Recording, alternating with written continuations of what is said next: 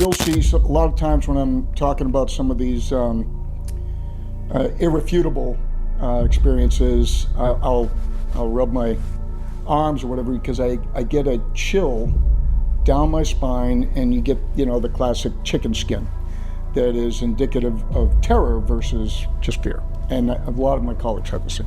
What happened to you? What were those traumatic incidents? So a variety of them in childhood, but again, I scientifically, as a skeptic, myself as a kid, dismissed those. And what did you see as a child? What do you think was happening? I saw beings through my bedroom window staring at me with huge dark eyes. Here we go. That scared the bejesus out of me. And it was terrifying to the point of paralysis. And you told yourself as a child it was some kind of dream? Not just me. I told my parents I would scream once I returned to a state where I could scream. So a lot of folks I know, as a cognitive psychologist, I used to claim that I was a cognitive neuroscientist. I dabble in neuroscience, but cognitive psychology is very clear about a lot of the behavioral mechanisms that we use when we're afraid. And paralysis, with many of us, when we're in that terror mode, you're paralyzed to the point where you open your mouth and you try to scream and you can't. And so it was like that. As soon as that paralysis was lifted, I screamed to holy hell, and my parents came running in, and they tried to calm me down. Both my dad and my mom. My dad was an aerospace physicist who I pushed back routinely on, especially for lecturing me about the great Santa Claus conspiracy. And it infuriated me that he was trying to push this ridiculous notion of this chubby guy orbiting the earth with a sack of presents like John Glenn, who he would lecture me to. So I didn't take a lot of what he was telling me, that there were no such thing as monsters, there are no such thing as little spacemen with big eyes, and there's no such thing as ant people, and just trying to calm me down. Much like I claim our government is doing to us about this subject. So let's start with that. Okay. Do you believe that we are being visited by non-human intelligences on this planet? I like that you use that word belief, because there's a broad range between belief and knowledge. I asked you last night where and when you were born, and a lot of us automatically consider that to be a fact because we're told it time after time after time, and we're shown birth certificates.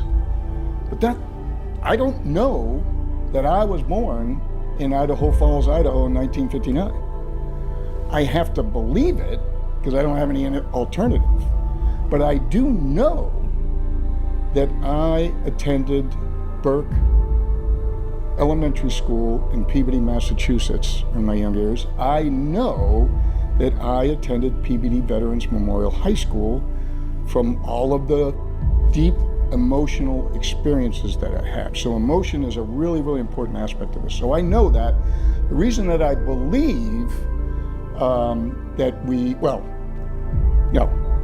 going to say that I know that I was visited by non-human entities. I know that for a fact. From childhood? I believe in retrospect that those childhood instances were of the same nature, but I have three what I consider to be irrefutable experiences. Okay, let's talk about those irrefutable experiences. What convinced you that irrefutably there is a non-human intelligence that's been engaging with you in particular? Okay, number one, dreams don't cause bruises. And I woke up after a terrifying night with some very mysterious circumstances, surrounded by my prior to my going to bed, I woke up with 3 dark bruises on the inside of my right bicep. Not my left, just my right. And there was another bruise up here. And the only way that I can imagine those bruises occurring was with that sort of a grasp. A 3-fingered hand. 4 fingers, because one was on the back. I suppose, yes. Sorry. Yeah. I could not, and I racked my brain time after time to try to come up with some way that I could have those 3 almost puncture kinds of bruises on the, I can't even reach that. But there's another aspect of the anomalous behavior with that. And that is, as soon as I got up in the morning, I went straight downstairs to get a video camera to film it. And that is totally anonymous behavior for me. Now, I'm no, like a lot of tier 1 guys, I'm no stranger to the gym, but I've never done, bodybuilding or posing or any of the rest of that stuff. I've never taken a picture of myself in the mirror. Why the heck would I do that on that particular morning? It's not a rational behavior. Do you believe you've been abducted? That experience leads me to believe that. Yes, absolutely. Because I clearly didn't want to go if somebody,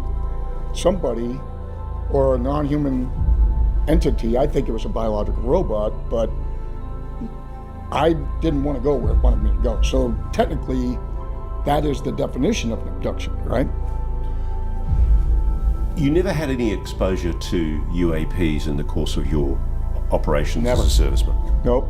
I've been right in on a number of special access programs. I started one myself and didn't get anywhere. It was canceled about a month after I started it. So I've been in that realm quite a bit, but none of it had anything to do with UFOs, aliens, or anything like that. What do you think of the idea that we are being visited by a non-human intelligence? I mean, why would a non-human intelligence, an alien being, sneak into your bedroom at night when you were a little boy? Yeah.